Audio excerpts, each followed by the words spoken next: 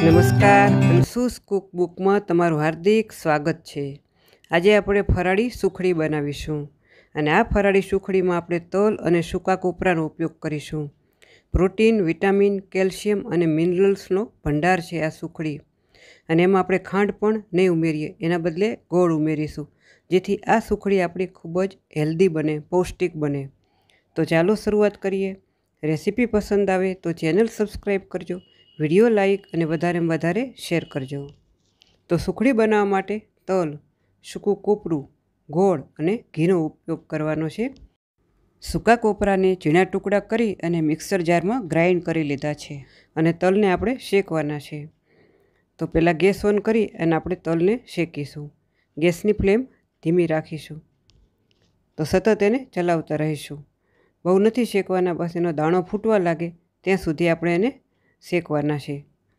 તો સતત આપણે ચલાવતા રહીશું જેથી એક સરખા તલ શેકાય, ચારે બાજુથી એક સરખો એનો દાણો શેકાય। તલમાં કેલ્શિયમનું પ્રમાણ વધારે હોવાથી દાંત અને હાડકાં મજબૂત થાય છે અને આયર્ન પણ સારી માત્રામાં હોવાથી હિમોગ્લોબિનનું સ્તર વધે છે, જેથી રોગ પ્રતિકારક શક્તિ વધે છે।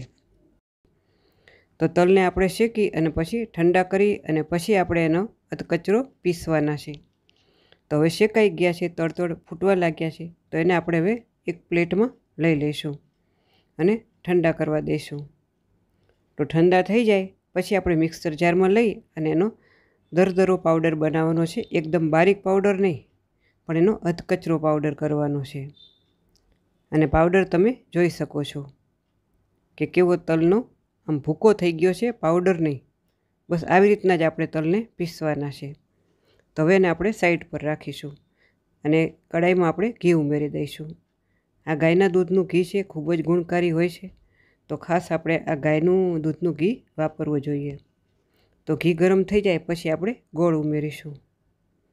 તો ગોળ અહીંયા 250 ગ્રામ લીધો છે અને પછી એમાં ઘીમાં સારી રીતે મિક્સ કરી લઈએ।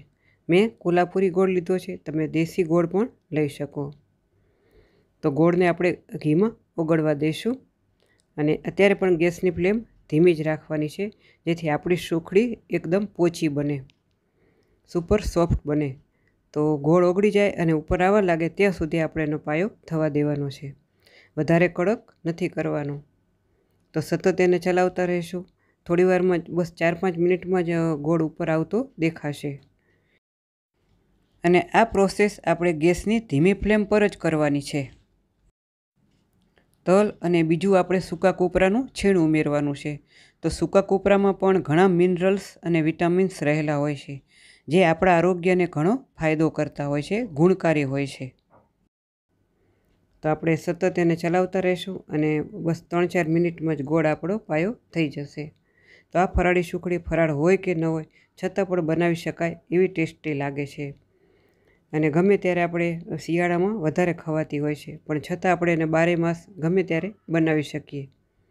તો હવે તમે જોઈ શકો છો બધો ગોળ ઉપર આવી ગયો છે। હવે બસ આ સ્ટેજ ઉપર આપણે તલનો ભૂકો ઉમેરી દેવાનો છે અને થોડો થોડો ઉમેરી અને મિક્સ કરતું જવાનું છે। અત્યારે ગેસની ફ્લેમ ધીમી જ રાખવાની છે, સરસ રીતે મિક્સ થઈ જાય ત્યાં સુધી। પછી આપણે હવે કોપરાનું છીણ ઉમેરી દઈશું અને સૂકા કોપરાને ટુકડા ઝીણા કરી અને પછી મિક્સર જારમાં એને ગ્રાઇન્ડ કરેલું છે। આ ઘરે બનાવેલું છે, તમે માર્કેટથી પણ તૈયાર લઈ શકો। એ 50 ગ્રામ લીધું છે।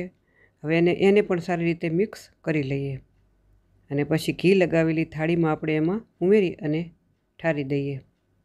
તો સરસ રીતે મિક્સ કરી અને પછી આપણે થાળીમાં લઈ લઈશું। તો હવે એને થાળીમાં લઈ અને પછી આપણે વાટકીની મદદથી એને ચારે બાજુ સરસ લેવલ એનું કરી દઈશું। તો આ સુખડી સુપર સોફ્ટ બને છે। બસ આ જ ધ્યાન રાખવાનું, પાયાનો ગેસની ફ્લેમ ધીમી રાખવાની અને એનો પાયો થવા દેવાનો। તો હવે એને ચારે બાજુ આવી રીતે પ્રેસ કરી અને બદામ પિસ્તાથી ઉપર ગાર્નિશ કરી લઈશું અને પછી થોડી વારમાં એને આપણે કટ લગાવી દઈશું। તો તલની સુખડી તૈયાર છે। રેસીપી પસંદ આવી હોય તો ચેનલ સબસ્ક્રાઈબ ન કરેલ હોય તો જરૂર કરજો અને વિડીયો ભૂલ્યા વિના લાઈક કરજો। ફરી મળીશું એક નવી જ રેસીપીમાં। Thank you for watching.